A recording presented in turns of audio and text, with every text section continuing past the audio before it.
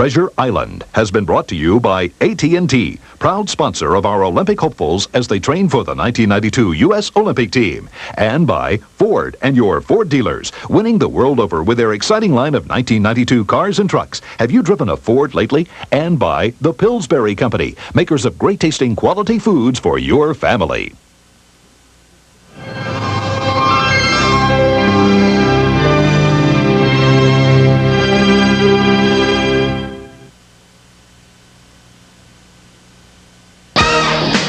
Tomorrow night at 7, Peter Falk and Anne Margaret head up an all-star cast in The Cheap Detective.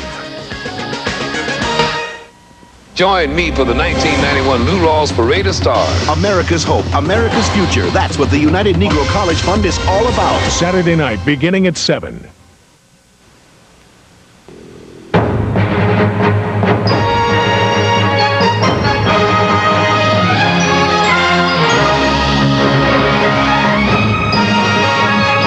Chicago's very own 9 o'clock news.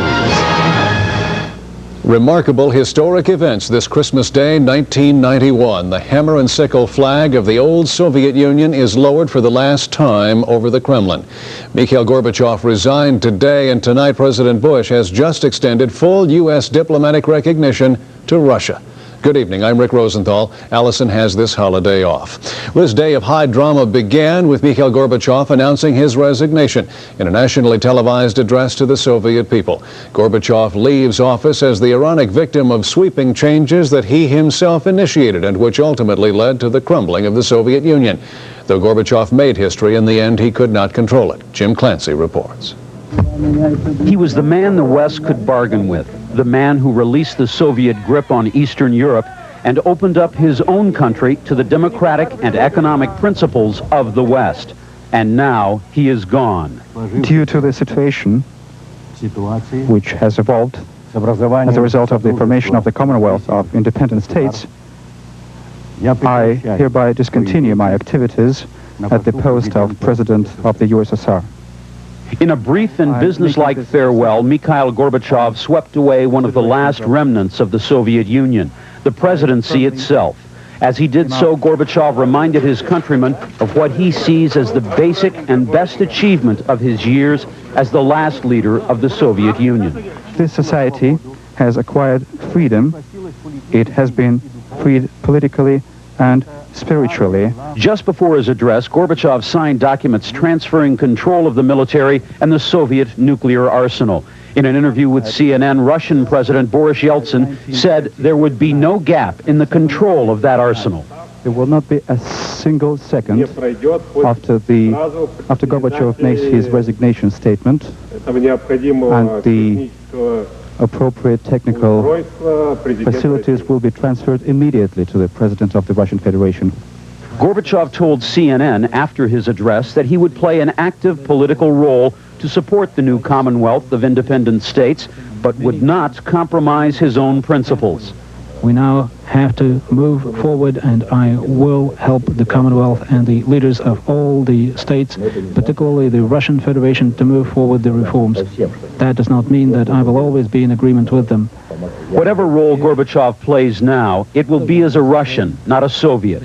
The red banner that was the symbol of the Soviet Union and flew for nearly 75 years atop the Kremlin fluttered down in a freezing Moscow wind Christmas night. Nothing and no one, including Mikhail Gorbachev, will ever be the same.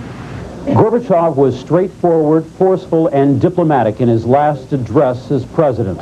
Impressive, just as he was more than 6 years ago when he assumed office and reached out to bridge the gap between East and West. But somehow he lost his grip on the economic crisis that faced his people. Jim Clancy, CNN, Moscow. Tonight, in a brief address from the White House, President Bush offered high praise for his old friend, the now former Soviet President, Mikhail Sergeyevich Gorbachev. I'd like to express on behalf of the American people my gratitude to Mikhail Gorbachev for years of sustained commitment to world peace and for his intellect, vision, and courage. Gorbachev, the president said, has earned an honored place in history and laid a solid basis for the U.S. to work with his successors. Boris Yeltsin, of course, now emerges as the main player on that stage. And tonight, President Bush gave Yeltsin a major political boost by announcing formal U.S. diplomatic recognition of his Russian Federation. We will support Russia's assumption of the USSR's seat as a permanent member of the United Nations Security Council. I look forward to working closely with President Yeltsin in support of his efforts to bring democratic and market reform to Russia. In the wake of last weekend's meetings setting up the Commonwealth of Independent States, President Bush tonight also announced full diplomatic recognition of 5 other former Soviet republics and recognition of the independence of the remaining 6. With an election year just around the corner, the president also took due note of problems here at home. I'm committed to attacking our economic problems at home with the same determination we brought to winning the Cold War. In his speech, the president mentioned concern over the 27,000 nuclear weapons in Russia and 3 other former republics. He said there does remain the potential for instability and chaos, but he also acknowledged what he called their careful attention to nuclear control and safety. The only republic from the former Soviet Union not to join the new Commonwealth of Independent States is the scene of renewed violence tonight. Residents of Tbilisi, capital of the Republic of Georgia, were forced to flee from the streets during a 4th day of relentless shelling around the seat of government. Government forces are defending their parliament building against rebel National Guardsmen. President Gamsa Korea is holed up inside the building, and today he again refused to resign, telling reporters tonight he has enough weapons to fight to the death. In Yugoslavia, residents of war-torn Dubrovnik got a welcome Christmas present: electricity. Dubrovnik hasn't had electric power for almost 3 months. Well, power may have been restored, but residents of several Croat towns spent part of this holiday huddling underground in bomb shelters. Shelling, which took no holiday today, continued. Fighting killed at least 2 more people. Croats celebrate Christmas today. Orthodox Serbs in Yugoslavia observe January 7th as the day of the birth of Christ. Pope John Paul II called Yugoslavia's 6-month-old civil war an open wound, and today he begged for an end to the conflict there. The Pope says the war defies reason and common sense. His remarks were part of his Urbi et Orbi Christmas message, which included holiday greetings in 54 languages. Thousands assembled in St. Peter's Square, and millions around the world tuned into TV and radio to hear the Pope's words. The pontiff said the world has made some progress towards peace in 1991, and he noted the Middle East as one example. Well, Jews and Arabs came together in the streets of Bethlehem tonight to demonstrate for peace. Israelis carried signs that called for the end of Palestinian harassment. Palestinian marchers carried messages welcoming their Israeli neighbors. The candlelight peace procession passed the spot of Jesus' birth. Here in Chicago, the Christmas holiday was observed in a number of ways and a variety of places, including Cook County Jail, where a new program will allow some women inmates to spend more time with their families during Christmas. Joni Lump has that story. The women of Cook County Jail who attended the special Christmas Day Mass say it heightened their desire to be with their families. I wish I could be at home with my family, my friends, my little daughter. But I'm glad the fathers and the reverends came to, bring up my spirits. And if I wouldn't have did what I did, I wouldn't be here right now today. Many here have children at home, so Joseph Cardinal Bernardine urged them to change their destinies. Despite the tragedies of your lives, I find reason today to have faith and hope. Christmas, you see, is a day of hope. And this hope is what unites us all. The women have some new hope now that the jail has started a program to send some of these detainees home with electronic monitoring devices. Under the system, Jackie Ward will go home to her 3 children in a few days. It's an avenue that's opened up, and it's giving everybody hope. There is a chance, even though maybe some might be some late, but it's a chance right now just for today that they allow to go to be with their families for a short time. The program will include only nonviolent offenders awaiting trial. It'll be 12 hours in jail and approximately an hour or 2 to go home and back in the morning, and they'll spend about 10 hours at home. 10 women went home to spend Christmas Day with their families. They were being held on charges of theft, forgery, and drug possession, but authorities hope this new opportunity will help turn them away from crime for good.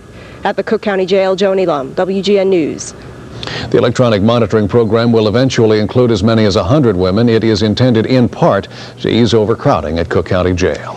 Coming up next on this holiday edition of the 9 o'clock news, Chicago's Christmas spirit. Sometimes it comes in the form of big stuffed toys. Usually it brings smiles. Also, a sister waits at O'Hare for a brother she hasn't seen since 1964.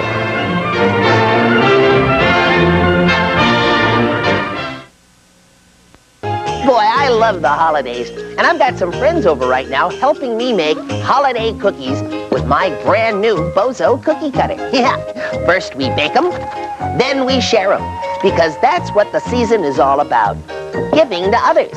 This holiday season, besides sharing cookies, Bozo is collecting donations for his Grand March for Kids charity fund. For the last 3 years, Bozo's Grand March has made the holidays a little brighter for Chicago's neediest kids. This year, Bozo needs your help once again. If you'd like to make a difference in a child's life this holiday season, call 1-900-346-9292. The call costs $10. Call right now and we'll send you your own Bozo cookie cutter. To make your donation to Bozo's Grand March for Kids, call 1-900-346-9292. A $10 charge will be applied to your next phone bill. You must be 18 years of age or older. Call now and you'll receive your cookie cutter in 2 to 3 weeks. When David Colbs took a break from his nursing duties, he never expected a $10 million surprise from Publishers Clearinghouse. Are you kidding me? $10 million.